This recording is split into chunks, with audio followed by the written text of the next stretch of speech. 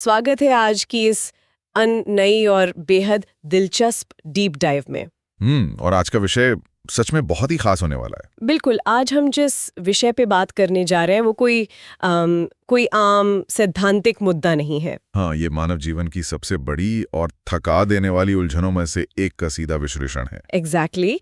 और आज का हमारा पूरा ध्यान the serenity of surrender and the flow of faith, यानी समर्पण की शांति और विश्वास के प्रवाह जैसे गहरे दार्शनिक स्रोत पर केंद्रित रहेगा। और मैं कहूंगा कि इस पूरी चर्चा का जो मुख्य मिशन है वो बहुत ही स्पष्ट है। हम उस मानसिक थकान, विचारों की उस बेतहाशा भीड़ और भविष्य के उस अनजाने डर को समझने की कोशिश करेंगे, जो अक्सर इंसान को भीतर से बिल्कुल खाली कर देता है। हाँ, मतलब जब मन पूरी तरह से थक जाता है, ऊर्जा खत्म हो जाती है और आने वाले कल का डर एक विशाल पहाड़ की तरह सामने खड़ा होता है। राइट।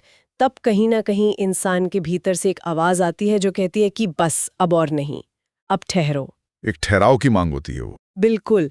तो मेरी एक आदत है अक्सर कहने की कि चलिए इसे अनपैक करते हैं। हाँ, ये आपका कैच फ्रेज है। हाँ, तो चलिए आज इसी विचार को अनपैक करते हैं कि जिस भारी बोझ को इंसान अपनी व्यक्तिगत जिम्मेदारी समझकर ढो रहा है वो वास्तव में उसका है ही नहीं। ये एक ऐसा विचार है जो सुनने में जितनी राहत देता है उतनी ही जिज्ञासा भी पैदा करता है। ये विचार सच में बहुत गहरा है, और अगर हम इसकी जड़ में जाएं तो यहीं से इंसान की सारी मानसिक समस्याओं की शुरुआत होती है। मतलब ये जो कंट्रोल करने की आदत है। एग्जैक्टली। मनुष्य ने जाने अनजाने ये मान लिया है कि वो हर चीज को संभाल सकता है, हर चीज को अपने तरीके से चला सकता है। और अगर मनोवैज्ञानिक दृष्टिकोण से देखा जाए तो यही सोच डर का सबसे मुख्य कारण है। लोग हर स्थिति, हर रिश्ते और हर अंतिम परिणाम को अपनी मुट्ठी में रखना चाहते हैं। लेकिन असलियत क्या है? सच्चाई यह है कि जीवन का संपूर्ण नियंत्रण कभी भी किसी भी मनुष्य के हाथ में था ही नहीं। ये सिर्फ एक बहुत बड़ा भ्रम है, एक इल्यूजन है। बिल्कुल। हम इंसानों की फितरत अजीब है। हम लिफ्ट का बटन बार बार तेजी से दबाते हैं, ये सोचकर कि ऐसा करने से लिफ्ट जल्दी आ जाएगी। अरे हाँ, ये तो हम सब करते हैं। ये एक बहुत ही छोटा सा लेकिन सटीक उदाहरण है हमारे नियंत्रण के भ्रम का। जब भी हम उस चीज को नियंत्रण करने की कोशिश करते हैं जो हमारे दायरे से बिल्कुल बाहर है, तो तनाव, डर और बेचैनी का जन्म होना पूरी तरह से स्वाभाविक है। लिफ्ट वाले उदाहरण ने तो पूरी बात ही साफ कर दी। ये सच में हमारी उस बेकरारी को दर्शाता है जहां हम व्यर्थ का प्रयास करते हैं, और इसी बेकरारी में हम अपनी ऊर्जा खो देते हैं। और इसी बात को और स्पष्ट करने के लिए स्रोत में भविष्य की तुलना हवा से की गई है। भविष्य बिल्कुल हवा की तरह है, उसे किसी भी हालत में मुट्ठी में बंद नहीं किया जा सकता। राइट। लेकिन फिर भी हम इंसान कितने अजीब है ना। मतलब महंगे प्लानर्स खरीदते हैं, 10 तरह के कैलेंडर एप्स इस्तेमाल करते हैं। हाँ, और कल क्या होगा इसे आज ही पूरी तरह से तय कर लेना चाहते हैं। हम हवा को मुट्ठी में कैद करने की लगातार कोशिश कर रहे हैं, और इसी कोशिश में हम अपनी सबसे कीमती ऊर्जा बर्बाद कर देते हैं। या सबसे दिलचस्प बात यह है कि मानव मस्तिष्क कैसे काम करता है। वो कैसे? अक्सर ये माना जाता है कि किसी समस्या के बारे में बार बार सोचने से, या जिसे हम ओवर थिंकिंग कहते हैं, उसका कोई ना कोई अचूक समाधान निकल ही आएगा। हाँ, हमारा दिमाग हमें धोखा देता है कि चिंता करना दरअसल समस्या सुलझाने की ही एक प्रक्रिया है। लेकिन वास्तविकता इसके बिल्कुल उलट है। अधिक सोचने से कोई समाधान नहीं निकलता, बल्कि ये केवल भ्रम और मानसिक धुंध पैदा करता है। एक मेंटल फॉग बन जाता है। बिल्कुल। जब एक ही बात को 100 अलग-अलग नकारात्मक तरीकों से सोचा जाता है, तो इंसान वास्तविकता से कटकर अपनी ही बनाई हुई एक डरावनी और काल्पनिक दुनिया में कैद हो जाता है। यहाँ मेरे दिमाग में एक सवाल उठता है। बताइए। अगर भविष्य की चिंता करना इतना ही व्यर्थ है, तो फिर योजना बनाने यानी प्लानिंग और ओवरथिंकिंग के बीच की रेखा कहाँ खींची जाए? क्योंकि बिना किसी योजना के, बिना कल के बारे में सोचे तो जीवन नहीं जिया जा सकता ना। ये एक बहुत ही बेहतरीन और जरूरी सवाल है। देखिए, योजना बनाना और ओवरथिंक करना, ये दोनों बिल्कुल अलग चीजें हैं। कैसे? योजना बनाने का मतलब है तथ्यों के आधार पर आज एक कदम उठाना। ये एक सक्रिय या एक्टिव प्रक्रिया है। ओके। दूसरी तरफ ओवरथिंकिंग का मतलब है उन परिणामों के बारे में लगातार सोचना जो अभी तक घटे ही नहीं है, और जिन पर हमारा कोई नियंत्रण भी नहीं है। एग्जैक्टली। ये एक निष्क्रिय या पैसिव प्रक्रिया है जो सिर्फ ऊर्जा चूसती है। इसी वजह से निर्णय लेने की क्षमता डगमगाने लगती है। और सबसे बड़ी बात, इंसान की आत्मा थक जाती है। बिल्कुल। और ये आत्मा का थक जाना कोई शारीरिक थकान नहीं है, जिसे रात भर की नींद से मिटाया जा सके। हाँ, ये वो गहरी थकावट है जो तब आती है जब इंसान लगातार उस हवा से लड़ रहा होता है जिसे वो कभी हरा नहीं सकता। एकदम सही कहा आपने। ये अंतर बहुत स्पष्ट है, सक्रिय कदम उठाना और निष्क्रिय होकर चिंता करना। और शायद शांति का रहस्य भी इसी बात को स्वीकार करने में छिपा है। राइट। जिस दिन ये गहराई से स्वीकार कर लिया जाता है कि अंतिम परिणाम हमारे अधिकार में नहीं है, ठीक उसी दिन भीतर एक अनोखी शांति का जन्म होता है। जो कंट्रोल करने की जिद है वो टूटती है और मानसिक बोझ खत्म होने लगता है। इस बात को समझने के लिए स्रोत में नदी का जो दृष्टांत है वो बहुत ही शानदार है। हाँ, नदी का उदाहरण बहुत सटीक बैठता है। क्या किसी ने कभी किसी नदी को किनारे पर रुककर ये सोचते हुए देखा है कि आगे क्या होगा? कभी नहीं। नदी ये योजना नहीं बनाती कि अगर आगे कोई बड़ा पहाड़ आ गया तो वो क्या करेगी। बिल्कुल। अगर इस दृष्टांत का व्यापक विश्लेषण किया जाए तो नदी की यात्रा मानव जीवन के लिए एक सबसे सटीक रूपक है। नदी का काम बस बहना है। वो पत्थरों के बीच से अपना रास्ता खुद तलाशती है, तीखे मोड़ों को पार करती है और कभी-कभी तो बेहद अंधेरी और तंग घाटियों से होकर भी गुजरती है। लेकिन इस पूरी यात्रा में जो चीज उसे कभी रुकने नहीं देती वो है उसका स्वाभाविक प्रवाह। और ये गहरा विश्वास कि उसका ये मार्ग अंततः उसे किसी न किसी रूप में सागर तक ले ही जाएगा, यही विश्वास उसे आगे बढ़ाता है। लेकिन यहाँ मैं थोड़ा यथार्थवादी नजरिया रखना चाहूंगी। हाँ, बिल्कुल। ये बातें दार्शनिक रूप से बहुत सुंदर लगती हैं, लेकिन जब वास्तविक जीवन में किसी के सामने सच में कोई बड़ा पहाड़ आ खड़ा हो, जैसे कि कोई प्रैक्टिकल समस्या आ जाए। हाँ, मान लीजिए कोई अचानक अपनी नौकरी खो दे या कोई भारी आर्थिक संकट आ जाए, हाँ। तब उस इंसान को नदी की तरह बहने की बात कहना क्या थोड़ा आदर्शवादी या असंवेदनशील नहीं लगता? ऐसे वक्त में इंसान घबराता ही है। ये एक बहुत ही व्यवहारिक पहलू है और इस पर बात होनी चाहिए। नदी की तरह बहने का मतलब ये बिल्कुल नहीं है कि इंसान दर्द या तकलीफ महसूस ना करे या वो परिस्थितियों के सामने हाथ पर हाथ धरकर बैठ जाए। एग्जैक्टली।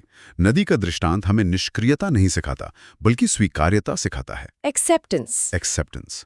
जब नदी के सामने चट्टान आती है तो नदी उस चट्टान से शिकायत नहीं करती। वो ये नहीं सोचती कि ये चट्टान यहाँ क्यों है या मेरे साथ ही ऐसा क्यों हुआ। सही बात है।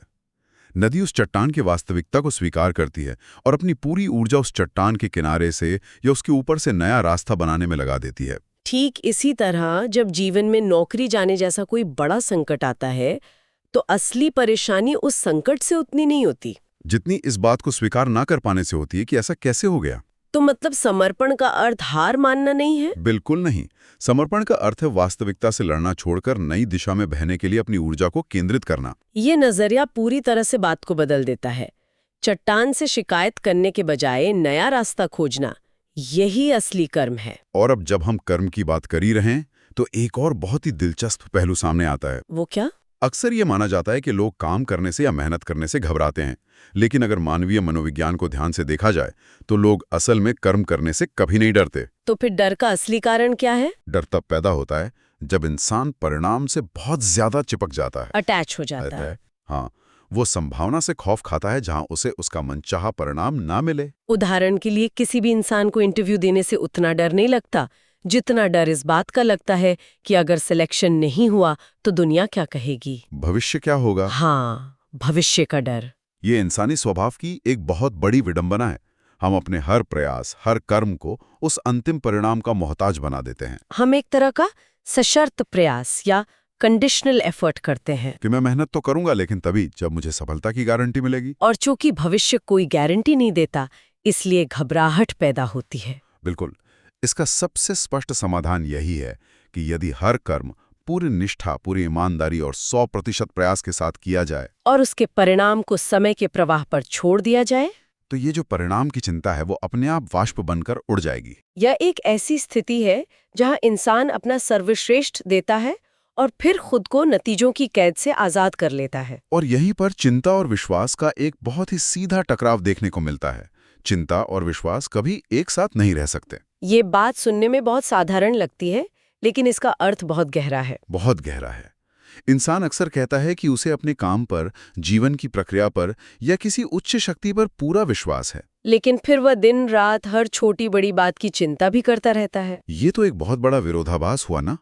अगर सच में विश्वास है तो फिर डर के लिए कोई जगह बचनी ही नहीं चाहिए। दोनों चीजें एक म्यान में दो तलवारों की तरह हैं। बिल्कुल। चिंता करना इस बात का सबसे बड़ा प्रमाण है कि विश्वास की बुनियाद अभी बहुत कमजोर है। जब सच में ये गहराई से मान लिया जाता है कि जो होगा वो एक बड़ी व्यवस्था का हिस्सा है और अंततः सही दिशा में ही ले जाएगा, तो इंसान चिंता करना छोड़ देता है। चिंता और विश्वास तेल और पानी की तरह हैं। वे कभी आपस में घुल मिल नहीं सकते। यदि जीवन चिंता से भरा हुआ है तो इसका सीधा सा अर्थ है कि इंसान ने अभी तक चीजों को पकड़ कर रखा है। उसने नियंत्रण की उस डोर को छोड़ा नहीं है। और यही वो कारण है जिसकी वजह से हम अक्सर उन बातों से परेशान रहते हैं जो कभी घटी ही नहीं। ये बिंदु तो अमा और भी ज्यादा अचंभित करने वाला है। इंसान अपने ही दिमाग में एक फिल्म चलाता रहता है, एक बेहद दुखद और डरावनी फिल्म, जिसका डायरेक्टर वो खुद है। उस फिल्म में सब कुछ गलत हो रहा होता है। और सबसे हैरानी की बात यह है कि इंसान उस काल्पनिक स्थिति में बैठकर सच में शारीरिक और मानसिक रूप से दुखी होने लगता है। धड़कनें तेज हो जाती हैं, तनाव बढ़ जाता है। और ये सब उन चीजों के लिए हो रहा होता है जिनका असलियत में कोई वजूद ही नहीं है। इस पूरी काल्पनिक प्रक्रिया में जो वर्तमान की सुंदरता है, जो असली जीवन है, वो पूरी तरह से बर्बाद हो जाता है। ये एक बहुत ही आम मानवीय त्रासदी है। इंसान भविष्य के संभावित खतरों को लेकर इतना अधिक सतर्क और खौफजदा हो जाता है कि वो वर्तमान में जीना ही भूल जाता है। लेकिन अगर हम वास्तविकता के आईने में देखें तो जीवन केवल अभी है। जो सांस इस पल ली जा रही है, जो क्षण अभी गुजर रहा है, केवल और केवल यही परम सत्य है। बीता हुआ कल यादों का एक धुंधला पन्ना है, और आने वाला कल महज एक अनुमान। और सिर्फ अनुमानों के आधार पर अपने आज की सच्चाई को दांव पर लगा देना किसी भी दृष्टि से बुद्धिमानी नहीं है। बिल्कुल नहीं। तो जब मन इस तरह से ख्यालों के जाल में फंस जाए और घबराने लगे, तब इसका कोई ठोस व्यवहारिक समाधान क्या है? स्रोत में इसके लिए एक बहुत ही अच्छा फ्रेमवर्क दिया गया है। क्योंकि जब पैनिक अटैक जैसी स्थिति होती है तब दार्शनिक बातें अक्सर काम नहीं आती। सही कहा। ऐसे समय के लिए एक बहुत ही शानदार और तुरंत काम करने वाला व्यवहारिक ढांचा मौजूद है। वो ढांचा क्या है? जब भी मन घबराए तो स्वयं से बस एक सीधा सा, बिना लाग लपेट का सवाल पूछना चाहिए। क्या सवाल? क्या मैं इस क्षण इस समस्या के बारे में कुछ कर सकता हूँ? क्या मैं इस क्षण कुछ कर सकता हूँ? ये सवाल अपने आप में एक बहुत शक्तिशाली टूल है। और सबसे अच्छी बात यह है कि इसके केवल दो ही उत्तर हो सकते हैं, हाँ या ना। पहला उत्तर है हाँ, और यदि उत्तर हाँ है और सच में उस स्थिति को सुधारने के लिए अभी कोई ठोस कदम उठाया जा सकता है, तो बिना एक भी पल बर्बाद किए उसे पूरी लगन से कर देना चाहिए। बिल्कुल। और दूसरा उत्तर है नहीं। यदि स्थिति ऐसी है जहां इंसान के हाथ बंधे हैं और वो इस क्षण उसमें रत्ती भर भी बदलाव नहीं ला सकता, तो उसे छोड़ देना चाहिए। छोड़ देना चाहिए। यह कहना जितना आसान है, असल जिंदगी में उसे लागू करना उतना ही मुश्किल है। मुश्किल तो है, क्योंकि इंसान का दिमाग चीजों को पकड़ कर रखने का आदी हो चुका है। मुश्किल जरूर है, लेकिन ये समझना भी उतना ही जरूरी है कि जो चीजें नियंत्रण में हैं ही नहीं, उनके लिए व्यर्थ में चिंता करना, रातों की नींद खराब करना, ये सब किसी बाहरी दुश्मन का हमला नहीं है। ये स्वयं पर अत्याचार करने के समान है। स्वयं पर अत्याचार।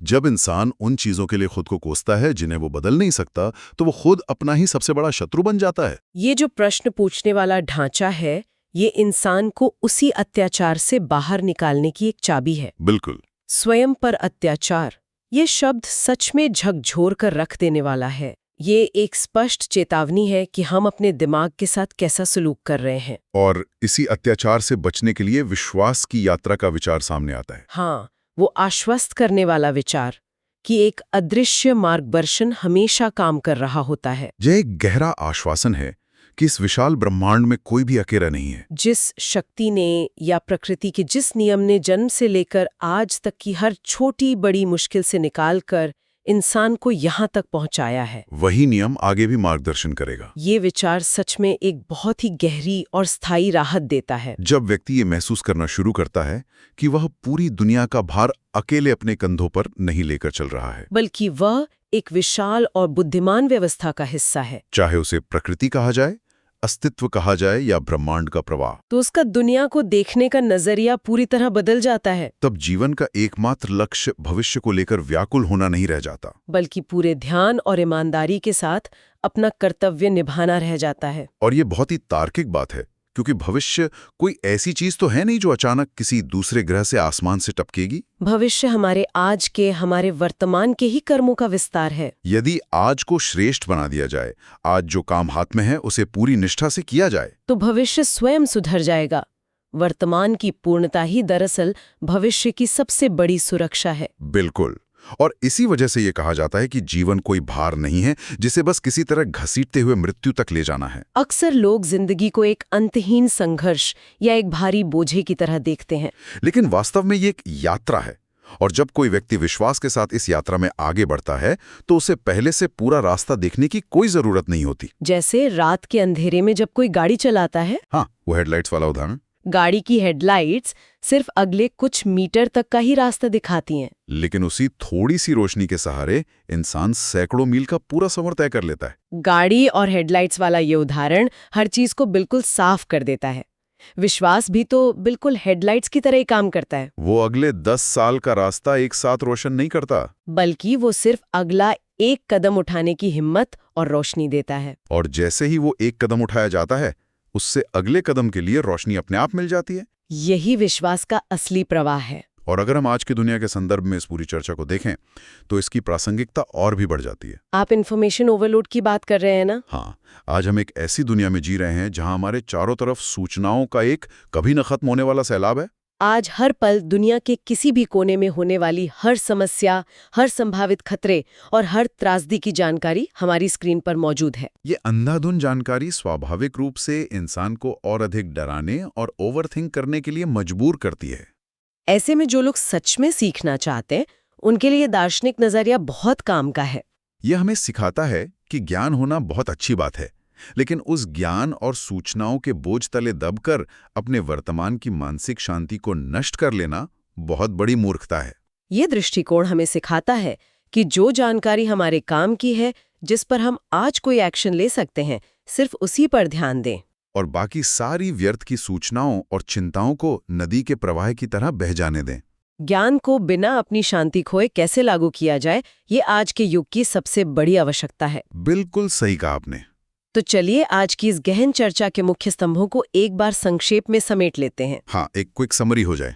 आज का पहला बड़ा सबक ये है कि हमें हर परिस्थिति और हर परिणाम को कंट्रोल करने के उस थका देने वाले और झूठे भ्रम से बाहर आना होगा। दूसरा, जीवन की यात्रा में उस नदी की तरह बनना होगा जो रास्ते की चट्टानों से उलझने के बजाय स्वीकार्यता के साथ अपना नया रास्ता बनाती है। और तीसरा, सबसे महत्वपूर्ण बिंदु, कर्म पर ध्यान देना है, परिणाम पर नहीं। और भविष्य की डरावनी फिल्मों का निर्देशक बनने के बजाय अपने आज के क्षण में पूरी तरह से उपस्थित रहना है। बहुत खूब।